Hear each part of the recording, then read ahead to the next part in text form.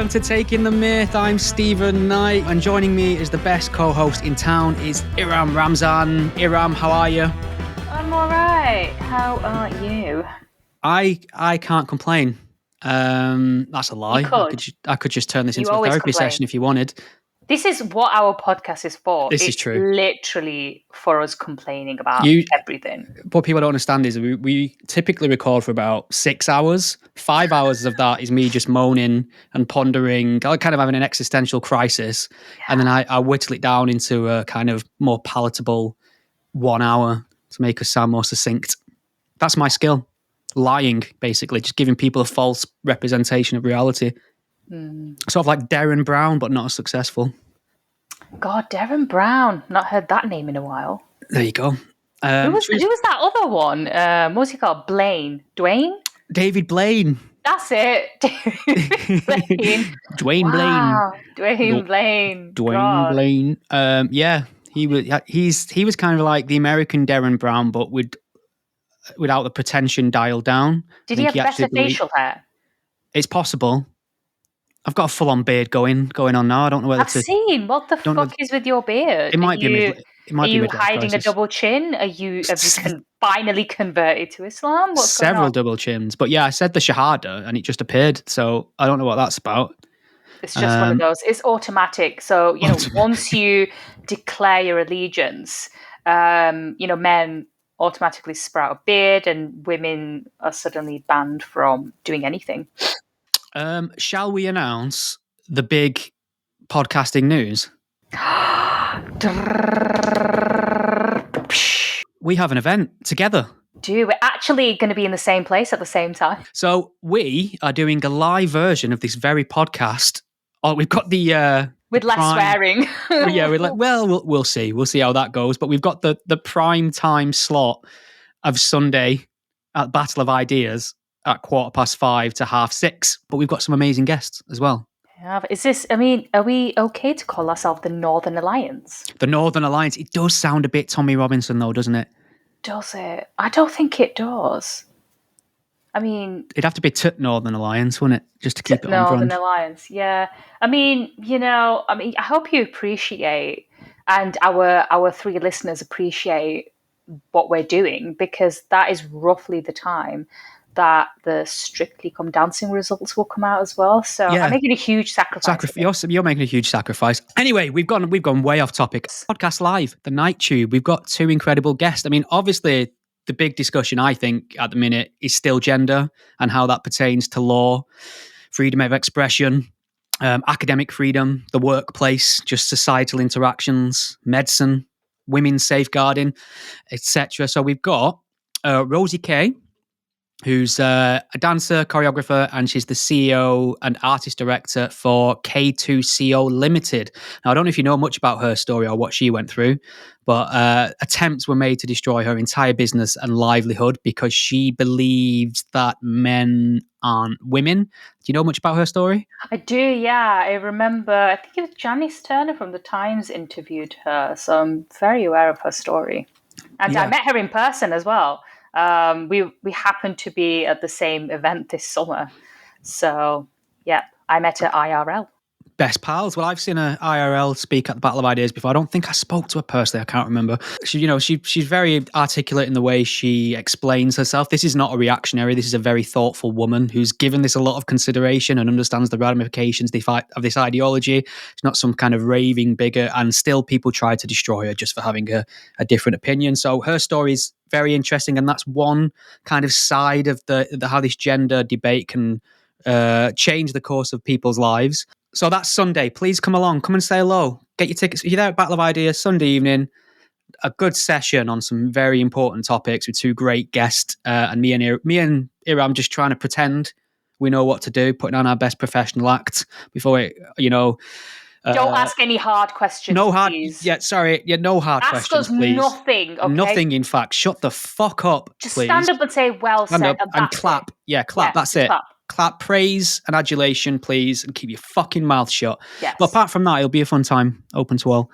I don't mind if people want to wave a banner saying, I heart Iram. Iram. That's fine. Yeah. But just that's it. Reasonable. Yeah. Okay, and I'm on a panel on Saturday on gender. It's a debate. I will be fucking boycotting that. You'll just be there heckling me. No, I'm going to be heckling. Yeah, that's it. Yeah, quarter to 3 to 4:15. Gender wars, no end in sight? Question mark. So I better start thinking about writing an opening argument there, hadn't I? So if you come to the Battle of Ideas, we'll be there. Say hello. Come to our live recording for the first time ever in person on the Sunday. Mm-hmm. Please. All right. Where do we start? Where do we start on this show? I mean, it's been. I mean, nothing much has really happened in the last couple of months. The world seems like a really safe and lovely place. Well, I suppose the obvious thing is we've just come up to the 1 year. We've just passed, the 1 year anniversary of the October 7th terrorist attacks on Israel at the hands of Hamas.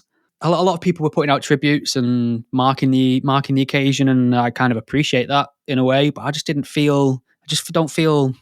I just feel exactly the same as I did the day it happened versus now, except I suppose now the situation's far more precarious in terms of the involvement of Lebanon and Iran, and people will be shouting now. Lebanon and Iran have always been involved, but I mean in the sense that Israel has retaliated now, and it's kind of ramped up, and the whole area just seems one powder keg. Yeah, I mean, Iran's been attacking Israel through its proxies, Hezbollah, Hamas, and the Houthis in Yemen. And, over the past year, Israel's pretty much wiped out the whole leadership of Hezbollah, notably its leader, Hassan Nasrallah, and basically blew up a load of their dicks via pages, which was quite a feat. There's this incredible pun online, and it's just escaped my mind what they were calling it. It'll come back to me before we finish. But I did laugh. It's dark and unpleasant, but funny. It is. I don't even really want to imagine it. I mean, anyway.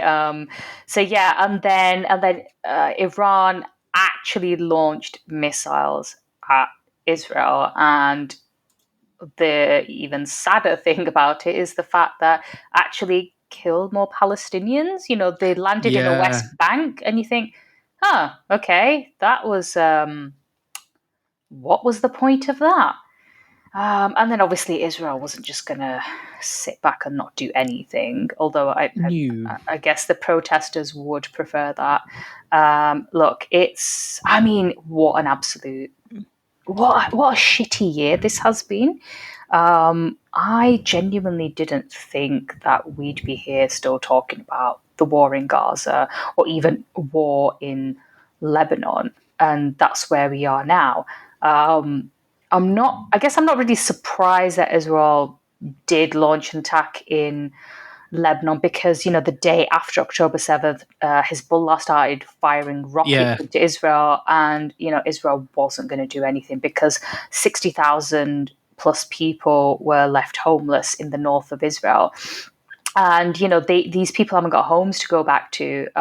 People have already been left homeless because of the kibbutzim that were attacked in the Gaza envelope, and some of them have started moving back, but they just couldn't go back to the north because of the Hezbollah rockets. And I think I think in the spring, people were saying, I think their attention will turn towards Lebanon.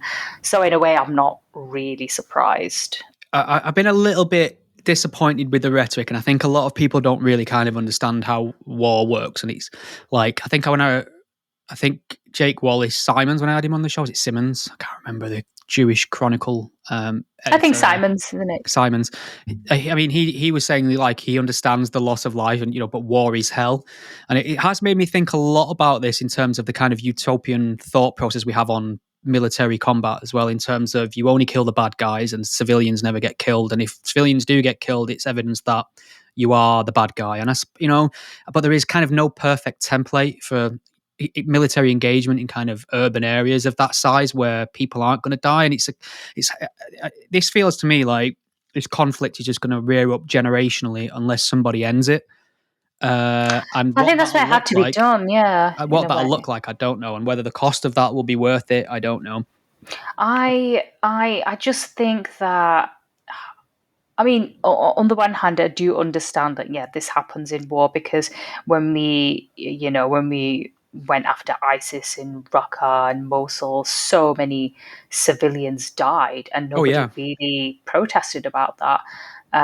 But, as soon as October 7th happened, days later, we had people protesting and Israel hadn't even gone into Gaza at that point. So it just seems no matter what happens, Israel will get criticized. But I just think I don't really support what's going on in Gaza or Lebanon right now.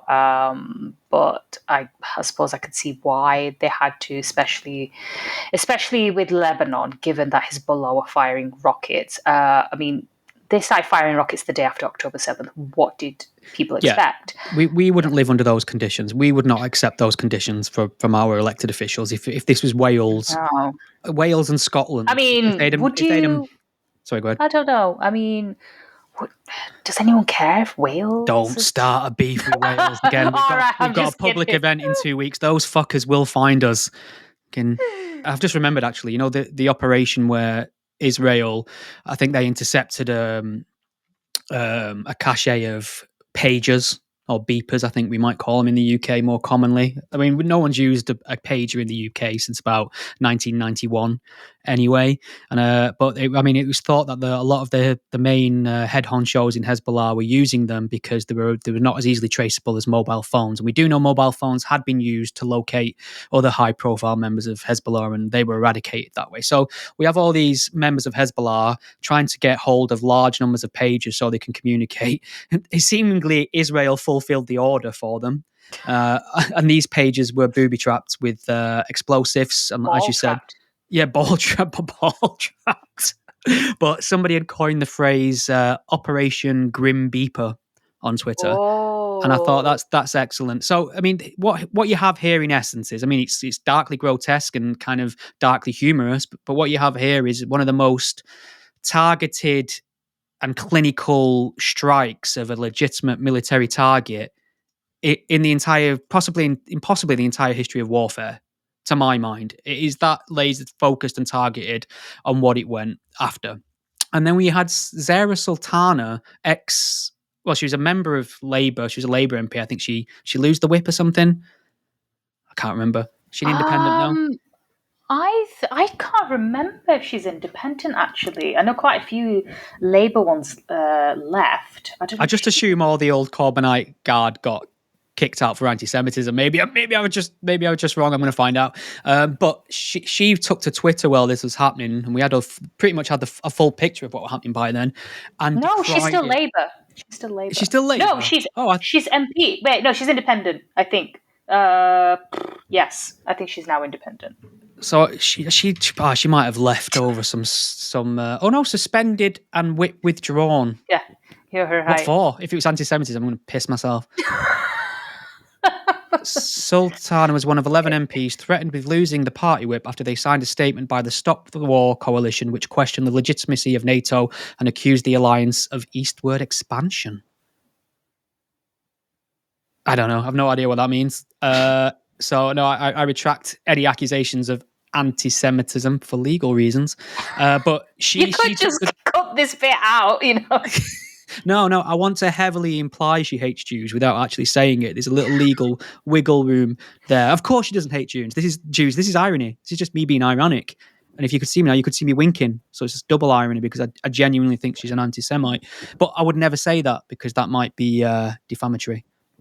Anyway, so yeah, she basically took to Twitter while this was all unfolding to call it an indiscriminate attack on the people of Lebanon. Like, indiscriminate.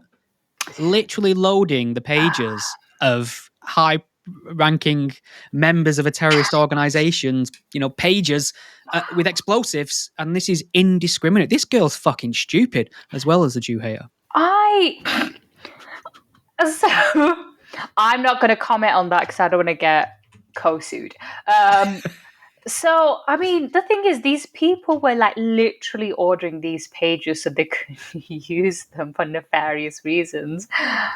Isn't it a good thing that they were stopped? I mean, okay, Yeah. fine. It's obviously sad that there were innocent people, bystanders who, who unfortunately got in the way. But that is down to fucking Hezbollah.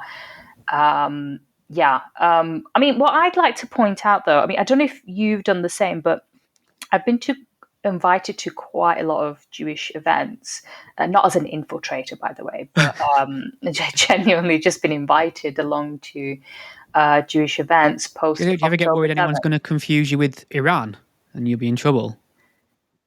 A few Who's people this? did ask if I was Iranian. It's like headlines. Why is Iran raining missiles down on Israel? Strange flex. Surprisingly, I've not had that, but Okay. so I've been invited to these events, and the thing is, you can get that sense of trauma, and it's hard for someone like me to totally understand it because I'm not Jewish, and I've never, like, my ancestors have never had to go through what they did, during the Holocaust and, various pogroms over the centuries. And, and speaking to people and hearing their stories, you just get that sense that they're still trapped. They're still stuck on that one day. And it's hard for them to move forward, especially because there are still, at least 100 hostages remaining, if they're even alive. Yeah. And because of what they've been through, post Holocaust, this is a global community that was, drastically like wiped out in many numbers. And now there's very few of them. I think 0.2% of the population. Something like 9 million people in Israel or something like that. Yeah, but the majority of them are. But I think worldwide, there's, very few Muslims compared to very few Jews compared to say Muslims. So, so for them, each loss of life is just going to hit hard for them, and it's just astonishing that, on the anniversary when people were trying to commemorate what happened and just trying to mourn, and certain people just would not let that happen. They were just, chanting genocide or pro-Palestine, etc. And you just think, what does that have to do with a random Jewish family living in North London?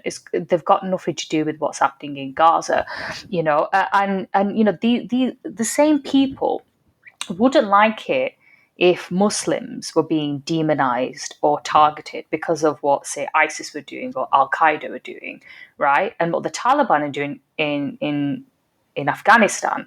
The Muslim communities are very quick to point out, like, oh, they don't represent Muslims. We shouldn't have to apologize. We shouldn't have to speak out against them to prove that we're not extremists or terrorists. Fine. But then why are you going around, and if you see a Jewish person shouting "Free Palestine, fuck Israel," etc., what's that got to do with the average Jewish person? And then on the anniversary of I agree. October 7th, people weren't allowed to mourn adequately because they're like, oh, but dead Palestinians. Fine, you can absolutely grieve for dead Palestinians as well, but let them have that one day where they can think about what happened a year ago. Why can they just not have that one day? Don't understand. Yeah, I mean, a lot of vigils were hijacked on campuses as well by pro-Palestinian mobs. I mean, you've got to remember the pro-Palestinians took to the streets on October the 7th, even in the UK, to before Israel had even retaliated yet. They took to the streets either to celebrate or what have you, and then a lot of useful idiots on the left would join them, and they'd always say, "Well, it's about innocent lives, it's about peace." And you'd always ask, "Well, why is there, in this entire crowd of pro-Palestinians, is there not a single placard that says something like 'Return the hostages'?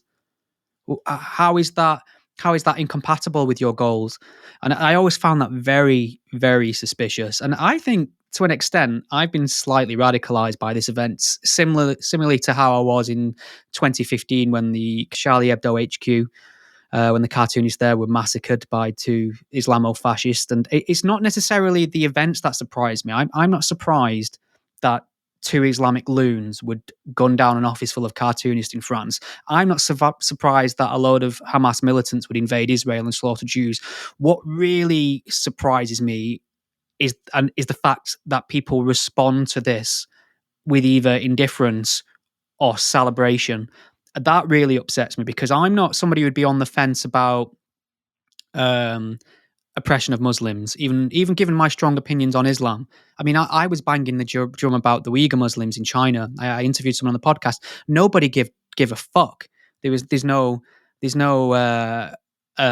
protest outside the Chinese embassy over it. There's no interest that I can see from mainstream Islamic sources. But however, Israel gets involved in something, and suddenly the whole world's animated, and I always find that deeply, deeply suspicious. I think there's definitely an element of anti-Semitism in this. I have heard the way people talk about Jewish people, and they always conveniently say, "Oh no, we don't hate Jews, we hate Zionists," and Yeah. and the thing is, the majority of Jews actually do support a Jewish homeland. They believe in Israel's right to exist. By that very definition, that makes them Zionists. So what? You do hate Jews then? It's funny. Yeah. They use this as get out of jail card, isn't it? Zionist. And if you ask someone to define it, they don't they don't give you a definition because that reveals. Then I mean, it's essentially somebody. Do you believe that Jews should have a state? Yes or no. That's it. That's basically Zionism in a nutshell.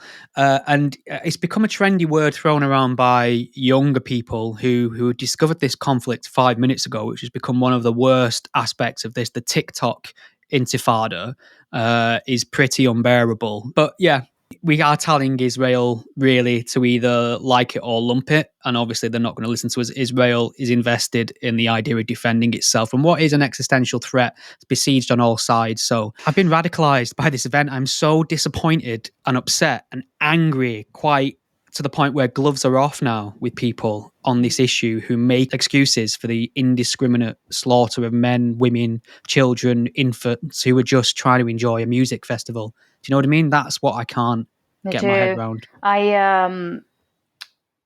I understand if people don't like the current Israeli government. There are some absolute hardliners and fascists in there. This is a government that which people have been protesting against, not just since October 7th, but before that as well. People were, out on the streets protesting against Netanyahu's government.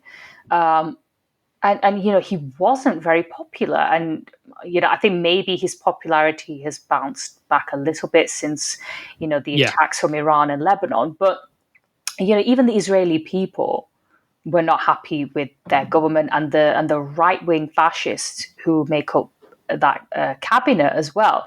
If you want to say that you don't like the current government and you don't like the fact that they're an obstacle to peace, that's fine. I've no issue with that. I think you have people in power who aren't really that vested in bringing about peace or a two-state solution. Netanyahu doesn't believe in a two-state solution. But that's not the same as what some of these protesters are chanting on the streets and the placards that they're holding.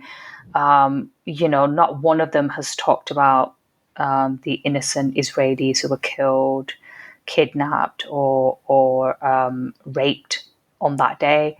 I mean, as you know, I went in March and got to speak to some of the family members of the hostages, and what the sense that you get is, because it's such a tiny community, everybody is linked. Somebody will either know someone who's a hostage or was killed on October 7th, or they'll know someone who knows someone. It's how they talk about 6 degrees of separation. In this, it's like 1 or 2 degrees of I've heard that. separation. It's So like one big everybody's community, isn't it? interconnected. It is. It's like one big family, and that's the sense that I got when I went to the memorial event in Hyde Park on Sunday. And I think about 30,000 Jewish people were there. Amazed there were no security concerns, I'll be honest with you. But I was speaking to one woman, and she was holding the photograph of one hostage, and I said, "Oh, is this one of your relatives? Is it a son or grandson?" She goes, "No, but we're all one big community. We're all one big family. We feel each other's pain." And I know we talk about the Muslim Ummah being one big community, but it's not quite the same as the Jewish community, because they're even, like I said, they're even smaller in numbers, and they do feel they do feel outnumbered, and they do feel slightly more vulnerable than ever before. All right, I think that's a great point to draw a line under this hopeless situation and move on to something really quite uplifting, Iram. It's a story it warms my heart, to be honest. I think it's up there with A Christmas Carol, It's a Wonderful Life, Disney's Up, maybe. And that's the trials and tribulations of one Bianca Williams and her partner. Is he called Ricardo dos Santos? Dos cervezas, por favor. Cerveza, por favor. Vino tinto, por favor. Ricardo dos Santos. So just to rewind the clock a little bit, in 2022, athletes, the Team GB athletes, Bianca Williams and a partner, Ricardo dos Santos, were all over the news. Their car got pulled over and they were pulled out of their car and cuffed momentarily. And this became one giant race row because Bianca Williams and Dos Santos went on tour essentially saying this only happened because they were driving while black. The police are institutionally racist. The chief of police should resign because of this. And the entire news media erupted. Politicians were coming out expressing concern. And nobody had any reason at this point to believe skin colour played any part in this stop and search. Now, the police at the time claimed that the driver of a car was driving erratically. He failed to stop for the police. Yeah. He took off at speed, and at one point, he drove on the wrong side of the road. This is where the police. I've got eyes on him. So that was the police's defense. Did we discuss this on an episode? I'm sure we did, didn't we? Yeah, we definitely did. And there was a 4-year investigation where 5 police officers were investigated for gross misconduct under this. Now, when it was investigated in full, the findings were that none of the police officers had any involvement in any kind of racial prejudice against these two. None of the reasons for the stop of the car were discounted or questioned. So the police actually supplied their body-worn cameras and the police vehicle cameras, and it's shown exactly what they'd claimed. The car driving erratically, the car at one point driving on the wrong side of the road, and the car refusing to stop for the police. And then there's body-worn footage of them once they've managed to get the car to stop, just complete belligerence and hostility and aggression from Bianca Williams and her partner. Not cooperative at all. So the police understandably cuffed them. They had a baby in the car, which compounded matters. She's got like 29 fucking points on her license. How are you still driving with that many points? What's funny is, like, I read through the entire court documents of this, and there's something interesting in there that I don't think the newspapers picked up, but these two actually filmed the incident on their phones as it happened and then released it on social media. Now, when they submitted these videos to the court said, well, the videos you've given here have been edited. Where's the original videos? Suddenly they went missing. They were unable to be obtained from the two parties involved. So either Bianca Williams and Dos Santos deleted videos which were so integral and important to like something that's taken over their lives for 5 years, or they refused to hand them over. So there's something not right there. Anyway, 2 out of the 5 police officers actually got done for gross misconduct. And it's such a weird reason as to why. Apparently, 2 of the police officers claimed they smelled cannabis coming from the car. Yeah, and I think didn't the initial findings say that the smell could have emanated from a different area or something? That was it. So because they'd failed to ascertain 100% where that smell was coming from. How do you even? How do you document a smell? So they didn't even question the fact that there was a smell of cannabis. They just said because you couldn't ascertain whether it was in fact coming from the vehicle, you were lying to say it was coming from a vehicle. And these two got fired. And the problem is, the headlines the next day were 2 police officers fired in race misconduct trial over Bianca Williams stop and search. So a lot of people read the headlines just like, yep, 2 racist cops have been given the boot. Yeah, and they were fired for reasons completely unrelated to it, very tenuous reasons, which I didn't even understand at the time. I read it about 20 times and couldn't quite understand. From what I could tell, it was, I think, mostly down to that smell. which is just absurd. And then I think Sadiq Khan, the mayor of London, said, the findings would anger and alarm many Londoners, and said it just shows a scale of the challenge the new leadership have to change the culture of the Met. And given the shit that the Met's been in the last couple of years, I think some people were very willing to believe that they'd also fucked up here as well. Yep, but every cloud, because it just broke on the 4th of October that the 2 former Met police officers that was fired for gross misconduct for lying about the smell of cannabis, apparently, have been handed back their jobs and they'll receive back pay after winning an appeal against their dismissal. So this is from the BBC. So they've appealed it, and apparently the findings of the appeal were something like the original decision was irrational. I think they used the word irrational. Which is how I thought about it at the time. I just thought, what a strange thing to fire people for gross misconduct, for failing to ascertain the source with complete certainty of a smell of cannabis. Yeah, so they've got the jobs back and they have got back pay. So all in all, in total, 5 police officers that were investigated for gross misconduct in an independent investigation have been cleared of any wrongdoing at all, especially like related to prejudice attached to someone's skin color. And so these 2 fuckers, these privileged little brats, essentially, have created a mini race row in the UK, and they have made lives of people more unsafe now, because police might be more reluctant now to stop and search the occupants of a car if they're black, which means if they are on the way to commit a crime, or if they have weapons, or if they've got drugs, they won't get picked up because maybe the police officer are more hesitant. This is just a horrible, horrible situation because 2 entitled individuals felt like they didn't have to stop for the police and or cooperate, and then played the race card when they were pulled over.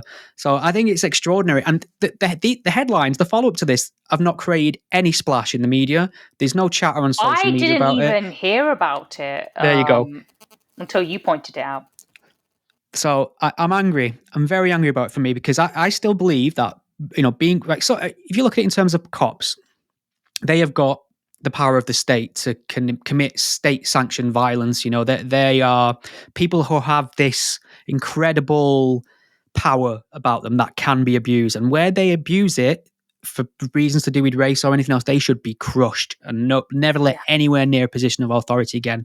It's one of the worst things ever when someone of authority kind of betrays that power, because they can prey on the vulnerable for a start. So it's so serious. And the problem is, for me, I think fake accusations of racism are nearly as serious as real accusations of racism. Because they don't do anyone any favors, because there are people, people who are black, Asian, whatever ethnic minority they are. People will have been targeted unfairly, and what this will do, it won't help those people at all. Exactly. I mean, the next time somebody is racially abused or assaulted due to their race, or treated unfairly by a bigoted cop, the general public will be less likely to believe it now. I think people are catching on to it now, because do you remember the incident at Manchester Airport a couple of months ago? And you had a video showing a police officer stamping on the head of an Asian man, and people immediately went, right, police brutality, racism, and obviously he shouldn't have stamped on his head. That's just whatever. But my response, and of many other people I know who watched that, was like, police officers don't usually respond in that way unless something major has happened leading up to that. So a lot of people online were saying, we want to see the video of what happened before the police officer kicked off, because they knew there was more to it. And that's what's happened with this, Bianca Williams and Dos Santos case as well. There's always going to be more to it than we initially think. And that's what happened at Manchester Airport.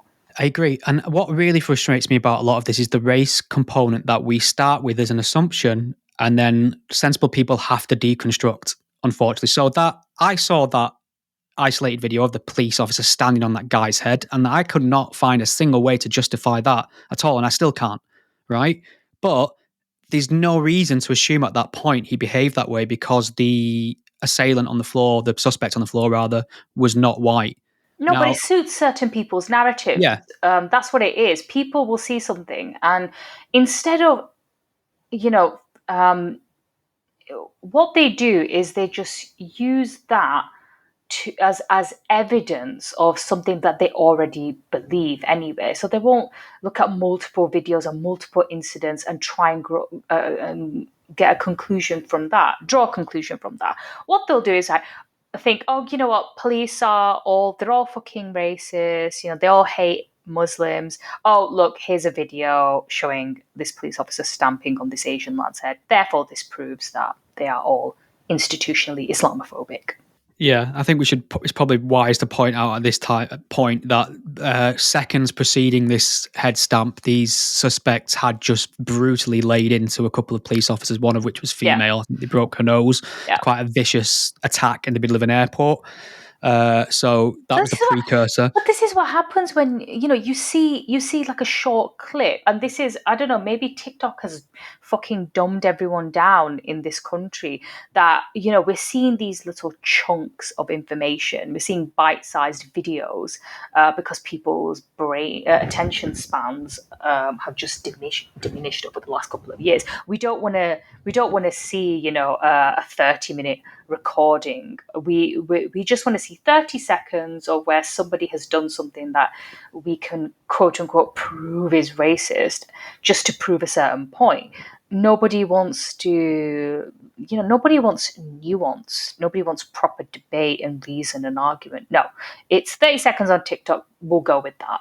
Yeah, I mean, a lot of people are saying this is evidence of two-tiered policing because these people in the airport, these suspects, haven't actually been charged with anything yet. They are on bail, but they haven't been charged. Now, I think the reason I saw the explanation for that is because this is part of an independent process now. So I think the police are waiting for the full findings of that, and they've not released a lot of footage while it's going on because they don't want to kind of prejudice the independent investigation in any way or form. So I think the police are actually doing things by the book. But it's same with the Bianca Williams case here, is that has the added effect of making them look worse until the end of the investigation, because they can't say, well, here's my body worn footage. We've got this Chris Carber investigation going on right now where one of the police officers has been charged with murder. We haven't seen any footage of that yet because it's an independent investigation. Now, that footage, if we were to see it, might completely exonerate him, or it might make him completely guilty of murder. But they can't give it us because there's an ongoing investigation. This is the problem that we've had, and we saw this during the riots that we had in the summer, that people are not given the full picture or all the information because some of these events are still going on, police are still investigating, so we're not going to know everything, and we won't know more until some of these trials have concluded. But because that information isn't readily available for everyone to get straight away, people don't want to say, let's wait and see what the evidence says. They just want to know straight away. They want to see this evidence. And then when there's no evidence, they think there's a big conspiracy going on. Yeah. Oh, it's because of two-tier policing. Oh, it's because of this. Oh, this. Why aren't they telling us? Yeah, why aren't they telling us? Well, they don't fucking have to tell you anything. Who are you? John 352 in Sunderland. Who are you that the police are going to tell specially? I mean, that was one of the things right at the heart of the Southport attack, because the suspect was a 17-year-old male. So they're not allowed to be named at that point. It's down to the Youth Justice and Criminal Evidence Act of 1999. Are we segueing to summer riots now? Yeah, right. So basically, the identity of a child aged between 10 and 17 charged with a crime will not be disclosed outside the court. That's just a rule. Now, that was just held to because that's the law, but the entire social media sphere and lit up with, why aren't they telling us the name of the assailant? What are they hiding from us? Nothing, in fact. They were just going by the book. I mean, they did release the name eventually because the media repealed the decision and the media won. So that's that's actually an example of the system working the way it should. I mean, I don't think people understand what our police system's fairly good in terms of independent investigations compared to, like, let's just pluck America out the air or Mexico or somewhere like that. I don't think people really would appreciate what things would be like if it was the wild, wild west, when you were just relying on he said, she said, and we didn't have an independent system to work through it in an objective manner and come to a just and fair conclusion. That's what we're seeing. And the cost of that, unfortunately, is not having all the pieces in front of you exactly when you want them. They will be there eventually, but you can't have them right away because it's far more serious an issue than just kind of satisfying your curiosity, unfortunately. And that leads instant to gratification, that's it. basically. You know, And we saw that on the streets, didn't we, after the brutal knife attack in Southport, because people were just high on misinformation and conspiracy. the thing is, at the heart of this is the fact that 3 young girls were killed just because they went to a dance class. Yeah. And as is often the case, whenever something like this happens, everyone assumes it's a Muslim because, fine, that's happened before. But we don't know that. Nobody knew that. Nobody knew the motive. Nobody knew who did it. But it didn't stop people jumping to any fucking conclusions. And so everyone thought, okay, murderer was a Muslim. And he arrived in a small boat across the channel. I don't know where that even came from. I think the Times did an investigation and found it was some random woman who just made it up. And there was a name going around, Ali something. Ali al-Shakati. That's it. I mean, that person doesn't even exist apparently. There has to be an Ali al-Shakati. Somebody just made it up and people ran with it, which is insane. And there was this Twitter account that looked like a news channel, but I think it was linked to Russia, so it's a fake news channel that claimed that it had the name of this apparent suspect before anybody else did. And so this bigoted speculation became, a trigger point, for insisting this tragedy arose from quote-unquote uncontrolled immigration and from the refusal of immigrants to integrate. Now, we have discussed these issues plenty of times ourselves, and you know me, I've always spoken out against extremism, Islamism, and, the failure of certain communities, not all, but certain communities not wanting to integrate into Britain. And you can have those conversations, but that had absolutely nothing to do with what happened in Southport. But what we saw is people were trying to automatically make a link between them. And what I find astonishing is that, okay, fine, I get it that, the liberal commentators, they've often been chastised for treating working class voters who come out with the quote unquote wrong views as being racist or ignorant. And not all those views are ignorant or racist. There are genuine concerns. I understand that. I get it. But I don't know. I think in response to what happened in Southport, many commentators were kind of trying to justify their views. They themselves, I find, were treating working class people as if, they actually are racists and bigots. They were conflating racism with working class anger, like, this is what working class people do. You can't blame them for going out and, rioting and fucking robbing Greggs because they're working class. I mean, I find that as equally patronizing as well. I was smelling this bullshit a mile away, and it was making me very angry because there was this weird kind of thing in the air that, well, this is what happens when you disenfranchise people who have valid concerns about mass immigration. The idea that somebody's got a very nuanced take on immigration is so annoyed you're not listening to them. They're going to set fire to a fucking hostel with immigrants in. That's not the sort of person who's just annoyed that they're not being listened to or have a reasonable opinion. That's just a thug. These are thugs. These are fucking thugs. And I was trying to make sense of it because I knew that excuse doesn't wash. Obviously, nothing justifies it. I came out in condemnation. I wrote a piece about it on my Substack. But Rod Liddell wrote something in The Spectator, and the kind of pieces just fell together for me. So he said, because these riots were going on for weekends, wasn't there? And he said, Mm. you'll find that this will suddenly stop when the football season starts again. Yes. Now, I had this very discussion with a friend of mine, and he said pretty much the same thing. And he said, I think they're football hooligans who are just Yeah. bored between matches. I think it's And not really a coincidence. And let's be clear, the majority of football fans don't behave this way. I go and watch live football every week myself. I'm not interested in fighting. I never see it myself. But there is a type of men that will gravitate towards football games for their weekly argy-bargy. These are people who are looking for trouble, and this incident provided a perfect pretext to cause some trouble. These thugs are responsible for assaulting the police. These thugs are responsible for the vandalism. These thugs are responsible for nearly killing immigrants in a hostel or hotel, wherever they were housed, basically trying to set it on fire while they were in it. There are no excuses for this. There is no No. disenfranchisement that can possibly excuse any of it. So I'm glad it stopped, but the football hypothesis seems to have rang true. So do you remember when there was in the week after the Southport, and there were supposed to be all these riots planned in several towns and cities? And Yeah, I remember my landlady telling me to get home before a certain time. She's like, I don't care what you do, just get home. I don't want you outside. And she was genuinely scared for me. And I actually had some really nice messages from people saying, oh, please stay safe. I hope you're not caught in any crossfires, which was really nice of them. And I I thought to didn't bother. myself, I was forwarding people your address, to be honest. yeah, I got your hate mail. It's, whatever. Um, so, and I just thought to myself, God, I wonder if this is. I mean, I got like a brief taste of how it must have been for, people of my landlady's generation. She's British Indian, and my family as well, who grew up in the era of so-called Paki bashing in the Yeah. 70s and 80s, with skinheads who would just go around thumping anyone who was basically brown.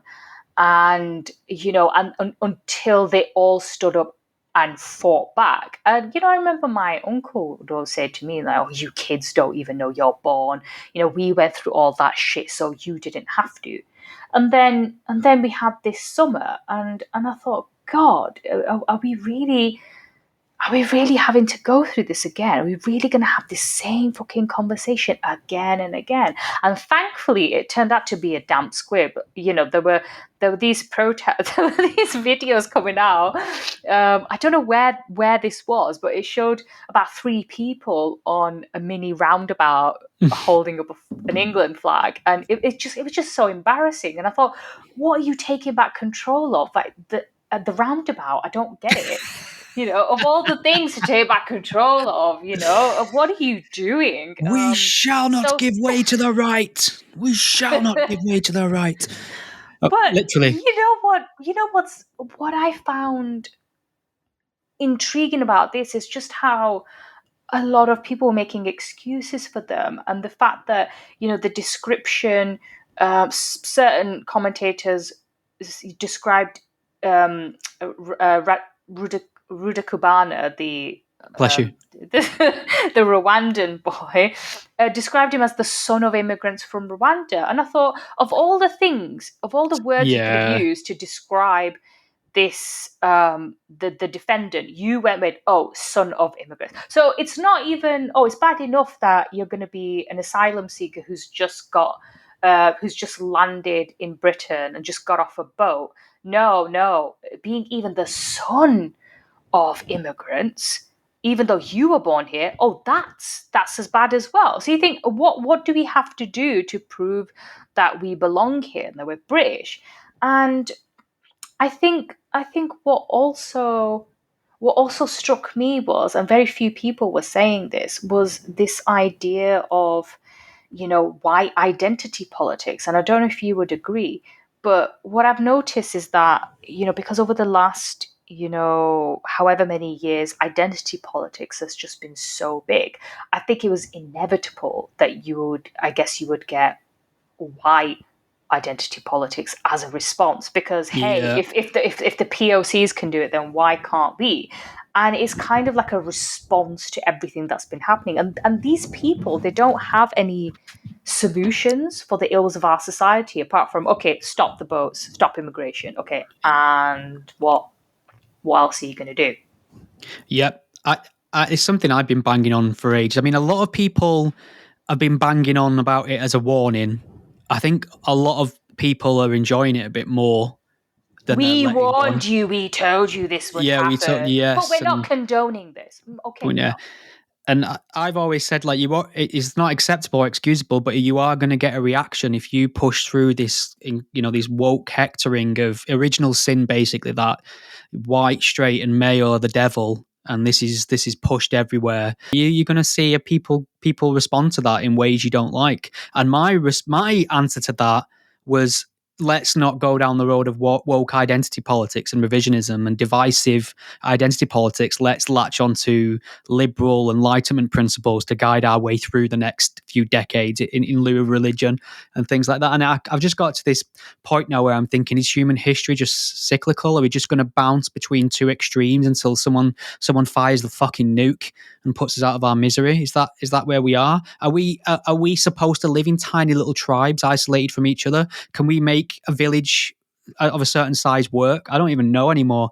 I've got to the point now where I'm not interested in changing other people's minds. I'm just interested in making sure I can be left the fuck alone by making sure my rights are protected. I don't know. I just feel like, especially with the internet and what we saw on the streets, mostly inspired by misinformation, was terrifying for me. It's next And American. Elon Musk was kind of fanning the flames as well. I mean, he's a bit of a weirdo, isn't he? He's a very unhelpful individual. That's possibly the nicest thing I can say about that. It's such a shame considering what he could have been or what he could have represented to what he's become. He's just become the world's most influential troll. And he He really is. let's look at this idea of, like, you touched on it before. Whenever there's an attack like this, someone will claim it's a Muslim straight away. Now, I will openly concede, and have often, given I'm a huge critic of Islam and Islamic terrorism, that 9 times out of 10, someone gets a bit stabby in a public place, you get good odds on it being an Islamist attack.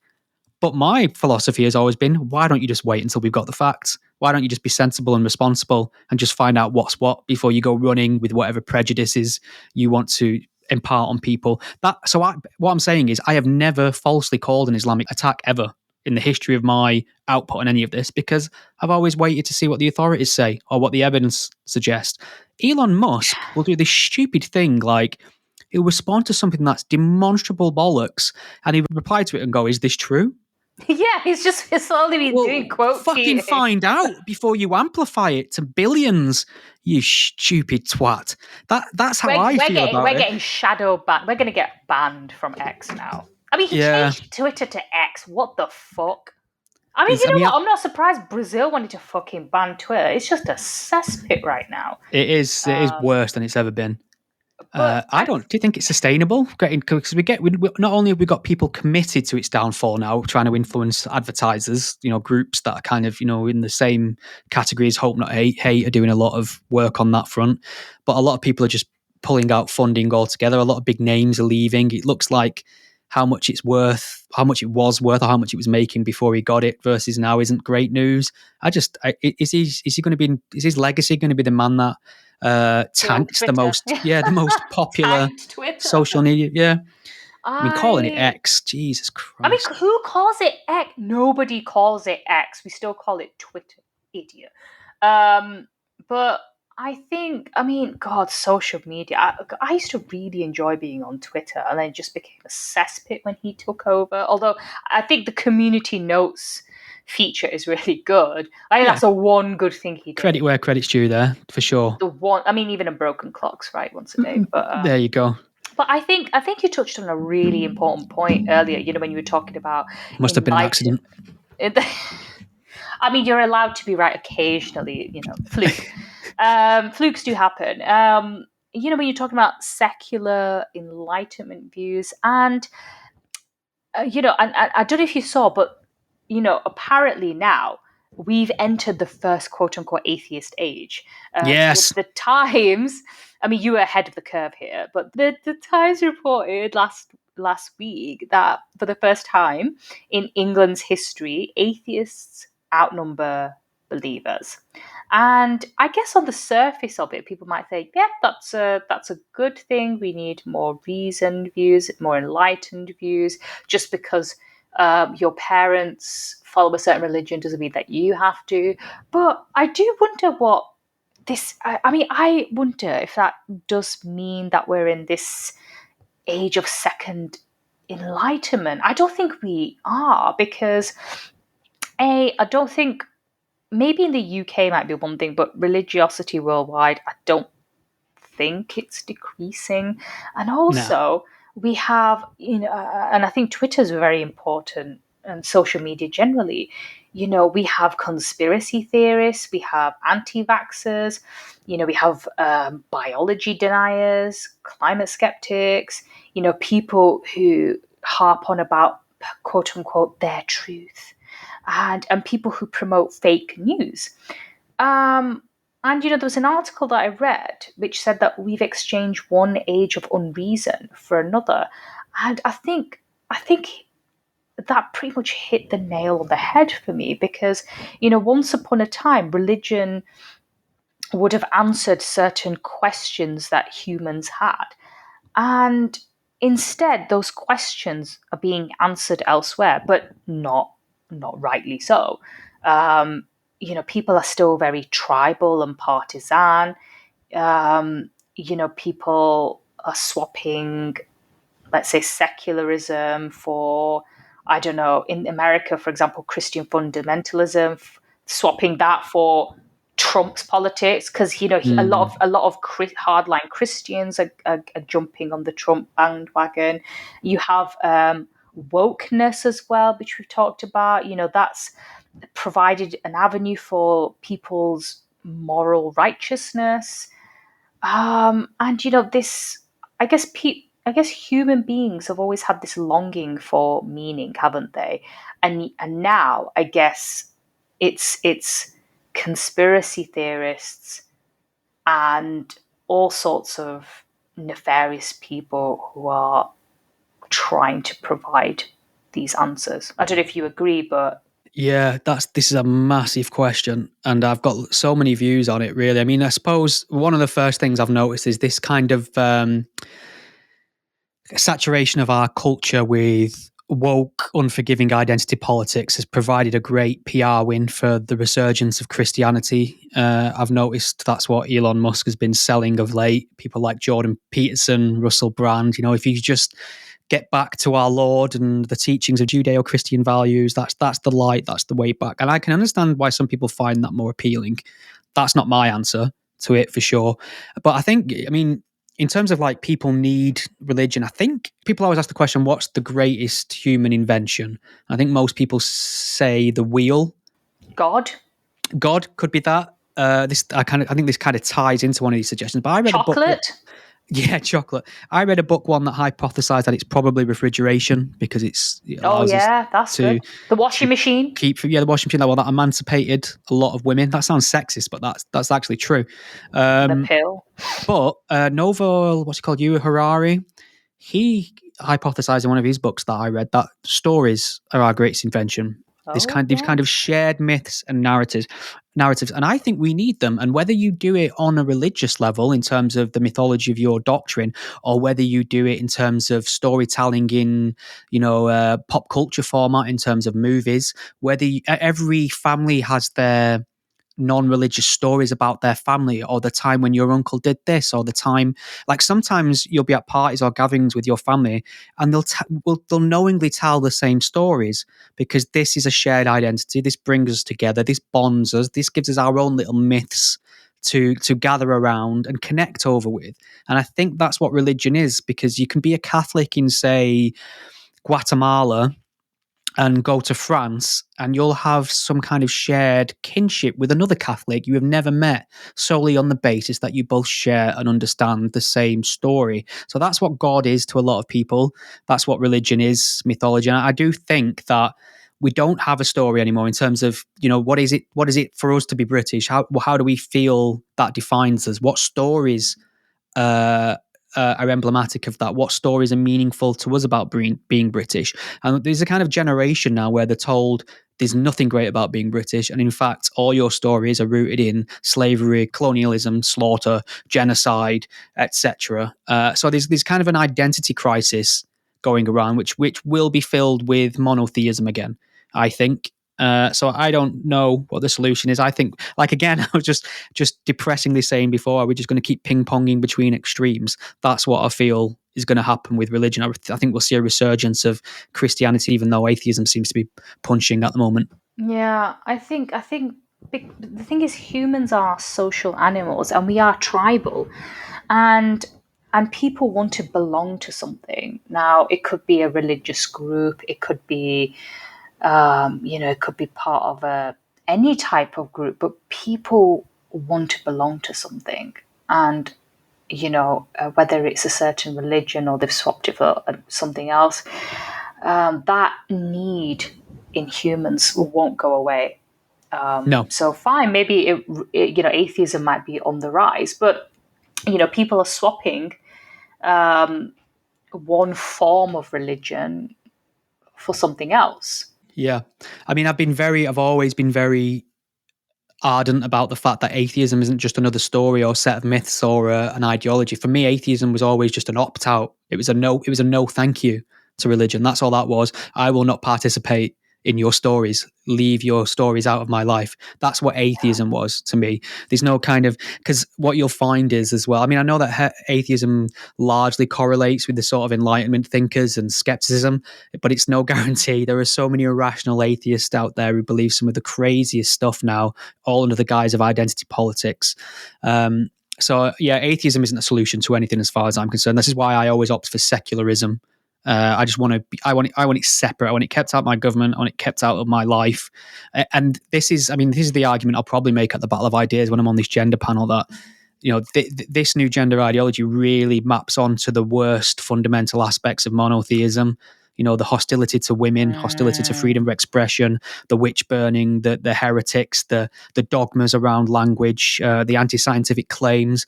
And my answer to that is the same as when it comes to fundamentalist Christianity or Islam: is no, thank you. I'm a secularist. I don't want any involvement in your faith. And I think, again, it probably comes down to critical thinking in schools, teaching Enlightenment principles and having a resurgence of actual free thought. But I think the internet makes that impossible now, when you can so easily find your echo chamber and a tribe.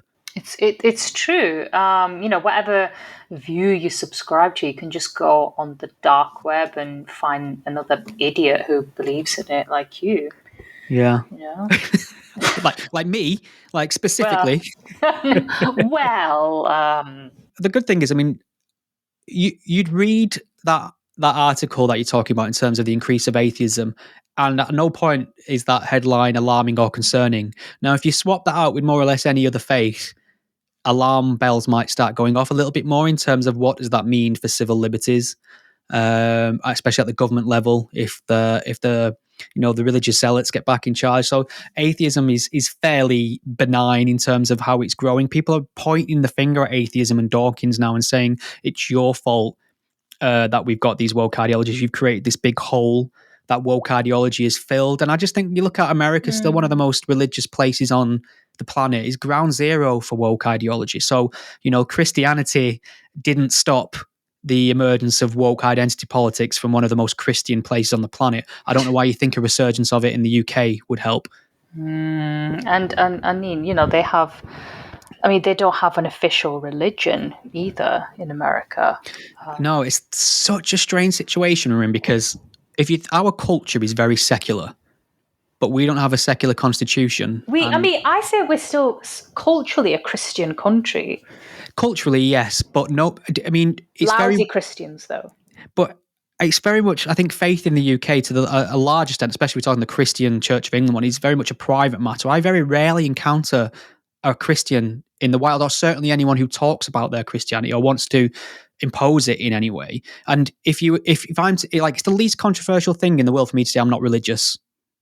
Now, and the inverse of that in America is they actually have a secular constitution, the First Amendment secular, yet they're one of the most Christian places on the planet, and it's thought of in a lot of social circles to be very un-American if you're not Christian, and Yeah. it's still taboo in a lot of places to say I'm a non-believer, I'm an atheist, etc. That gets conflated with, well, you fucking commies, godless commies, kind of thing. So it's just interesting how we are kind of the opposite of America, but we're more, we don't have a secular constitution, but we're more chill in terms of how we impose. I mean, nobody's losing any sleep over the Church of England, are they?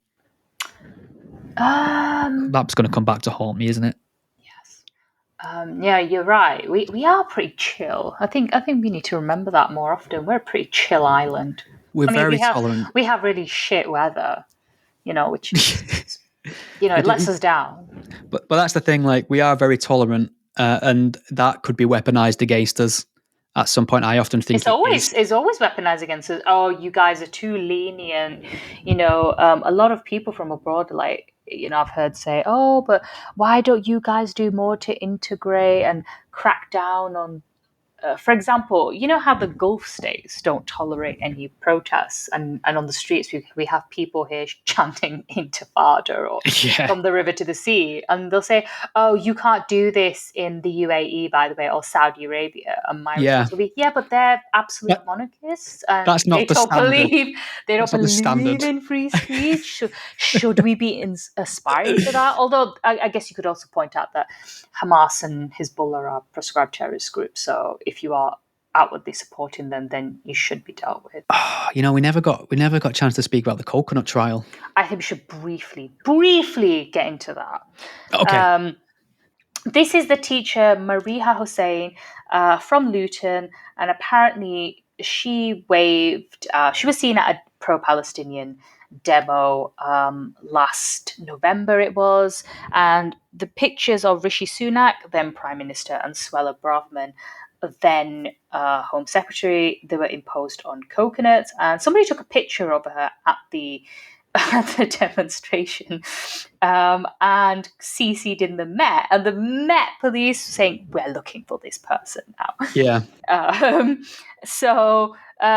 She was arrested. The trial took place last month, and obviously she was acquitted. I remember the discussion that happened after this. She was saying that she was being satirical, and this is her freedom of speech. She shouldn't be punished for this because Britain is a free society. But coconut is a slur. It is a slur because it's saying to somebody that you're a race traitor. And you as a person of color, you should only think a certain way, and if you don't toe a certain line, then you're a coconut, or you're a house negro, or you're whatever other word you want to use. Uncle Tom. That's Tom. the other one. I've heard Sadiq Khan use that to describe people before.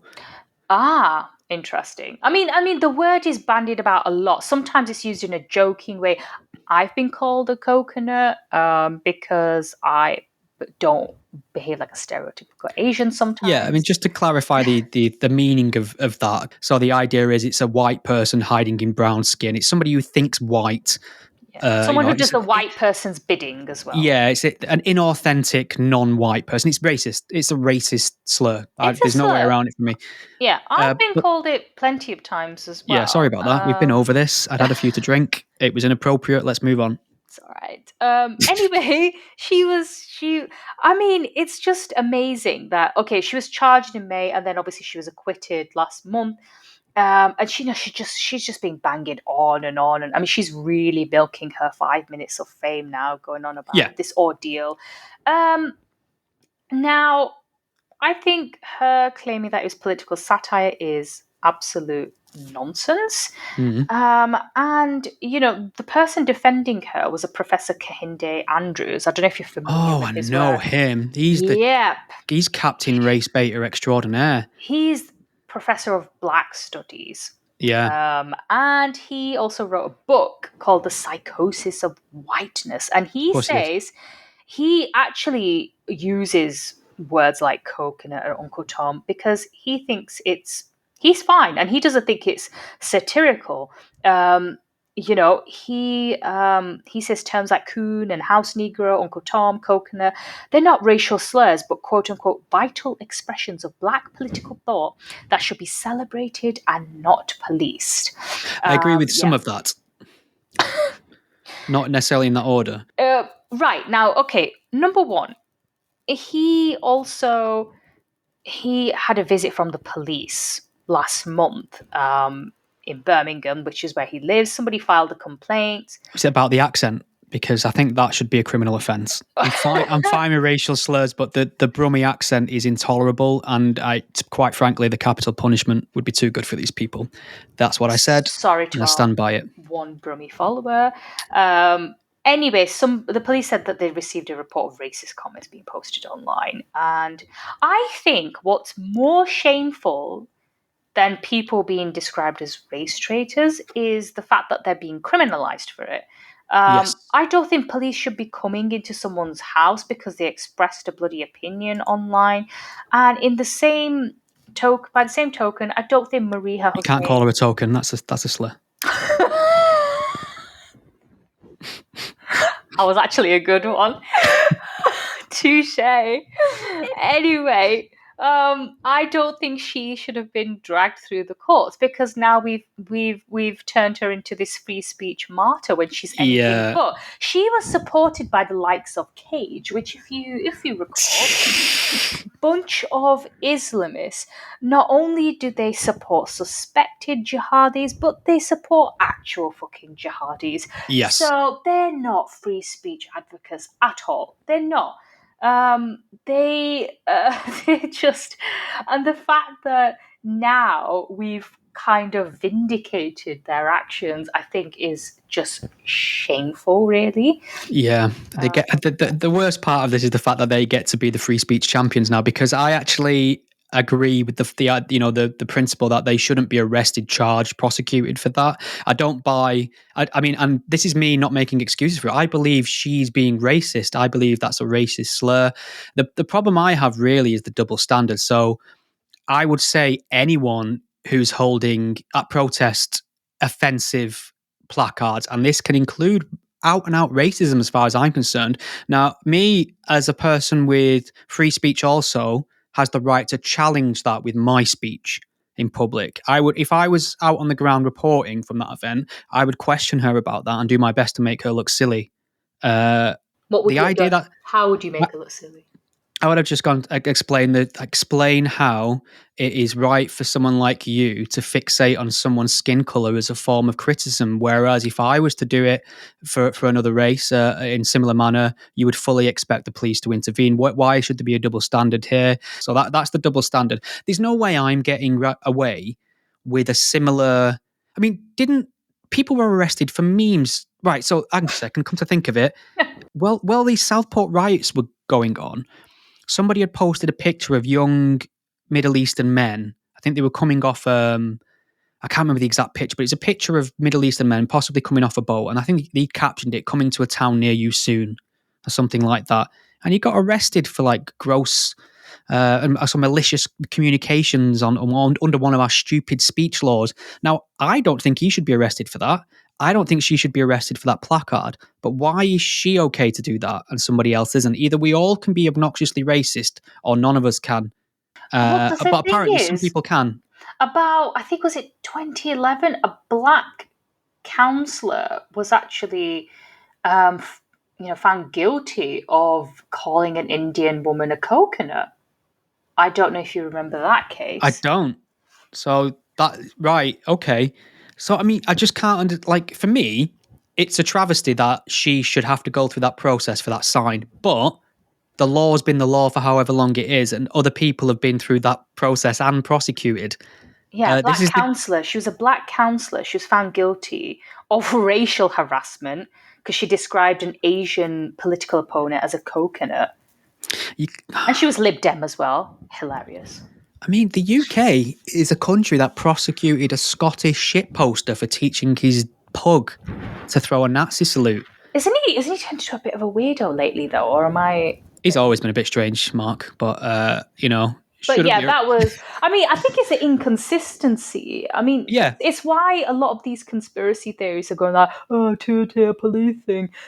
You can't really blame them for jumping on that bandwagon and thinking there's a conspiracy when you have people who are hauled before the courts for something as silly as posting a meme. I honestly think the entire concept of racist speech or hate speech. I mean, obviously there is like if you go to your day job in the bank with that placard, you should rightly expect to be frog marched out of there and Well, dismissed. Gross I think she was. Wasn't she sacked, Marieha Hussain, from her job or suspended? So she right. did face the consequences from her workplace for that behaviour. She's already, I think, in my view, she's already faced the consequences for that in her Yeah. professional life. I mean, Because clearly I her don't know what school rightly thought that is a stupid thing to do. I don't know what her contract is for sure. I generally err on the side of not getting people fired for what they do in public, but I just think it No, becomes such a PR disaster because it I mean, neither mainstream am news. I, but I'm just pointing out that she did suffer some consequences without it going down the criminal route. Yeah, but I think in terms of a protest, free speech, I think free speech means exactly that. And we've got a situation now where the police saying there is free speech up until the line of any sort of hostility to a protected class. Oh, except when this woman does it. So that's the bit I can't work out in my head. The guidelines are they're quite specific. I Uh, wonder if it's because it gained traction on social media because people had tagged the Met into a picture and then they're like, "Oh, can you help us identify the woman?" Because they think, "Oh, Snitch. Twitter's real life." I know snitches get stitches, right? But I wonder if that's also plays a part that people think, "Oh, it's blown up on social media. We have to do something." Well, I think, and I think Priti Patel, when she was in charge, kind of tried to make this happen. But I think the police can make their lives far easier here, and just by saying, you know what, we're not going to regulate people's speech anymore, and then they can focus on maybe catching burglars. That'd be Yeah, but helpful, there's wouldn't it? also some inconsistency because you had someone like, Suella Braverman, I think she was calling for the banning of these pro-Palestine marches. Yeah, And you think, however, you don't have to agree with them. And okay, I know there are some people on these demonstrations who have been chanting disgusting shit, and they should be removed. They shouldn't be allowed to go on these protests if they're actively, chanting jihad, for example. Fine, I get that. That's a line that they've crossed. But to then, you can't claim that you're in favor of free speech and then saying, "Oh, let's ban these protests." How is that going to help anyone? yeah. I think as well, we're incredibly more sensitive to anything that has a little whiff of right wing ideology about it in terms of how fast we will clamp down on it. So I don't know if you remember people who were out on the streets protesting against mandates and things like that during lockdown. They were swiftly dispatched by the police. Mm. Because that falls into the right wing conspiratorial basket. However, when George Floyd was murdered in America, thousands of people took to the street, including prominent figures. And even prominent figures defended it who were weeks ago telling us we were killing grandma for being on the street. But suddenly it was all right to flout the laws if it was in the name of a righteous cause, i.e., a left wing one. So I just think anything that feels a little bit closer to National Front than, say, Jeremy Corbyn gets a bit of a sterner treatment. And obviously, because this woman, she's calling, basically attaching two racist slurs to two conservative politicians. You know she's doing it for a left wing cause, though. If this was a Yeah. fat middle aged brummie called Mick with a skinhead and an England shirt on with that poster, I don't think he would have escaped prosecution somehow. That's just my prejudices. That's just my hunch. I don't have any data points for this, but I do think there is an optics thing here of, okay, she's being racially obnoxious and racist, but in the name of what? That's an interesting theory. I don't know That was a very if polite way of saying stop talking shit. no. I mean, I think maybe you do have a point. I don't really know if we can conclusively say that for sure. But did you see that Baroness Saida Varsi was defending her, and as soon as she was quitted, she posted a picture of herself drinking from a coconut. And I don't know if you listened to the podcast between her and David Baddiel. So it's called "A Jew and a Muslim Go There." Yeah, I've heard you mention it. I've not listened to it myself. I find it fairly entertaining to listen Oh, to, although I don't think there's enough of a pushback from either of them. I don't think they have conversations that are that difficult. I would like to see them like really go for it. Anyway, she actually admitted on that, and I think they had Sir Mark Rowley on there. Sir Mark Rowley, who leads the Met Police, he was discussing this very case and certain other incidents with Barcy and David Baddiel, and she actually admitted on this podcast that, oh, I call my husband Coconut sometimes because he's a bit posh, and he wears certain clothes when it comes to dinner, so he doesn't behave in a stereotypical brown way when they go out for dinner, basically, so he's a coconut. And I mean, I'm sure he has some choice words for her as well, but we don't know what they are. But I was just astonished that she would actually admit to using that word, because I know some people use it in a very, very trivial, light-hearted way. Fine.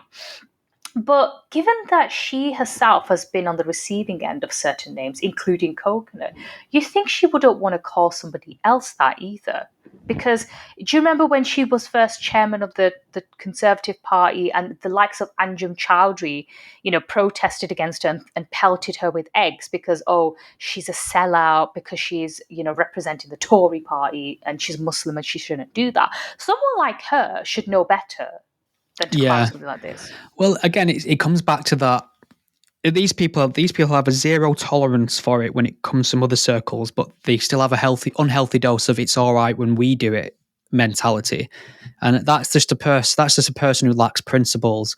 Basically, I'm of the mind again that you shouldn't be prosecuting people for speech, including slurs. Now, there are some contexts where that strays over into harassment, and I'm sure we can easily figure that out. And obviously, there are certain scenarios where that language is completely unacceptable. I can't be a nursery teacher and be, referring to the children with racial slurs, for example. But I think in terms of free speech and expressing your, honest held opinions, even if they are racist, we'll challenge it.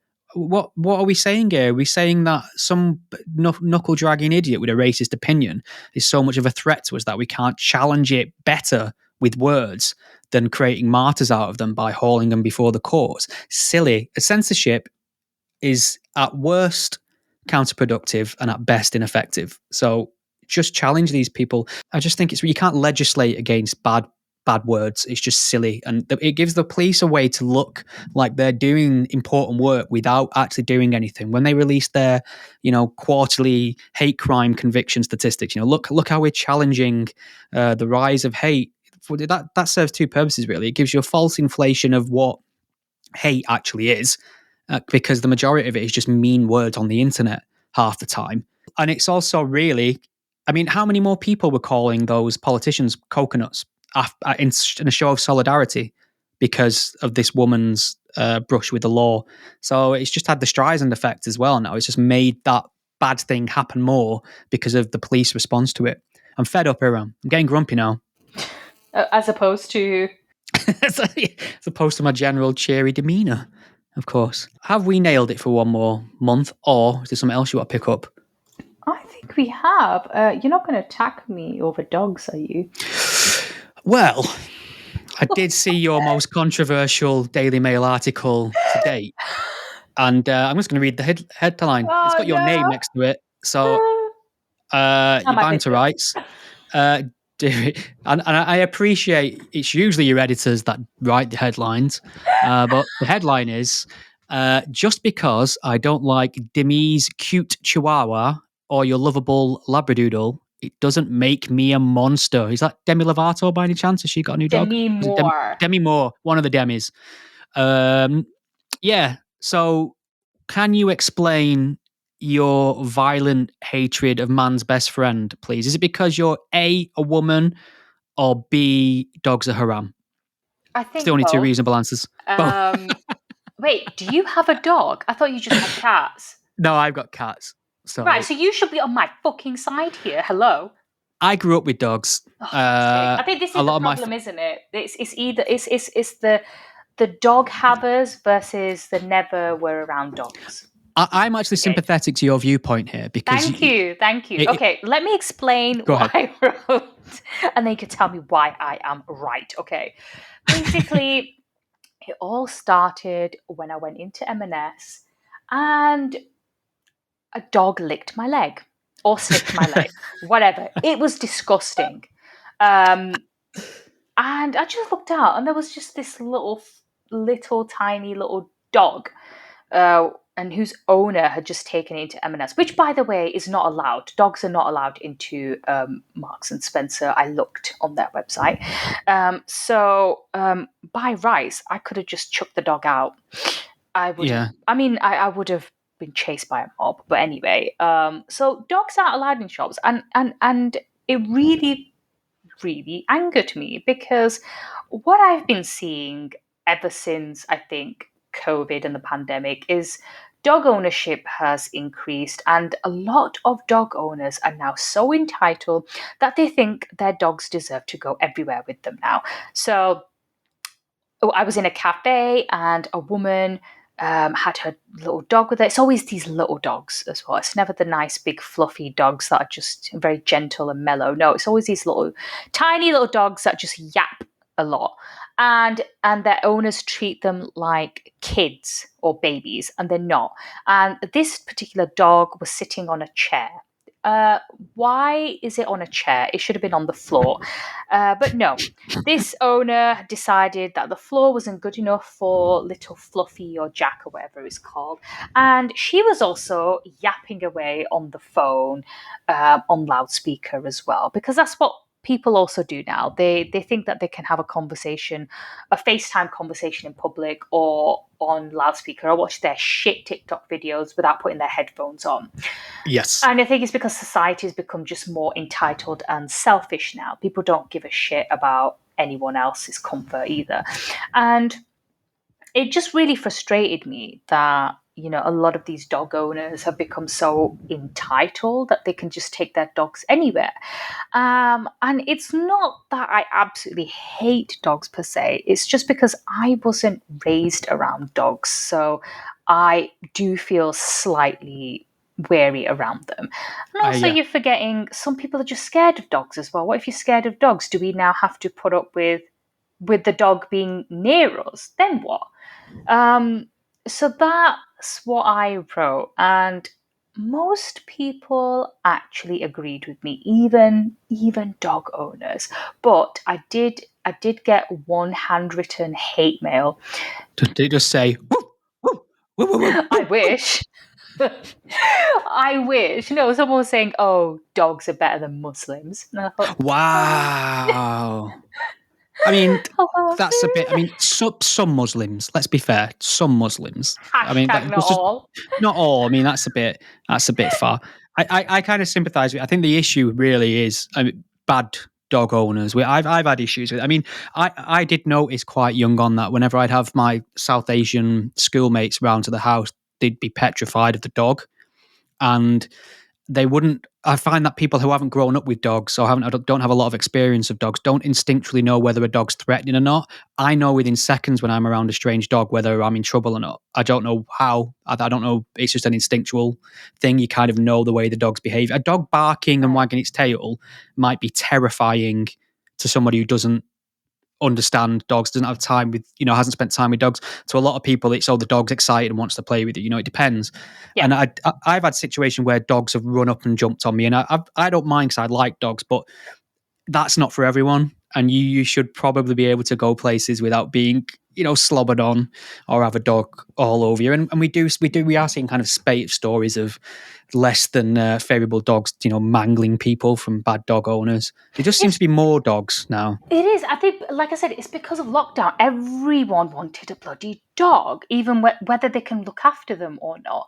And I've noticed, I don't know about you, I mean, I have a little theory about this, but there are a lot more people who have these cute little dogs that they can just put in like a handbag, or they can just pick up and cuddle like it's a little kid. And I wonder if they use it as a child substitute. Is it a baby substitute? Oh, I can't have a child, but I'm going to have this cute little dog that I can play with like a baby. You know, it's funny. I did Snowdon Mountain, or whatever the fuck the Welsh are calling it now. Yeah, something like Something remotely Klingon sounding. Anyway, and I was like halfway up there, and this guy had this tiny little dog with him that could barely walk, and he had to put it in a rucksack in the end and take it to the top of them. I was like, who takes that dog that small to the top of a mountain? But I remember, I remember when I was younger, I used to go to my grandma's after school, and it was on a pretty rough council estate. And I'd come down this big, long path to get to the gate of her garden, before you get to the gate of her garden. And depending on what time of day it was after school, there'd be a handful of local dogs waiting at the bottom, and they'd growl at me. And they would have savaged me if I'd have gone near them. And depending on whether or not they were at the bottom of that step or not, depended on not whether I had to walk an extra mile around the back of the estate to climb over the fence to get into my grandma's house to avoid some dogs. This is when I was a kid. This was like a weekly occurrence for about a year, because there were just dogs roaming wild on this council estate. And if they were in the wrong place at the wrong time, I'd have to do a detour, because that was the only way in and out this kind of estate. And they would have bit me. Like, they were aggressive, horrible fucking dogs.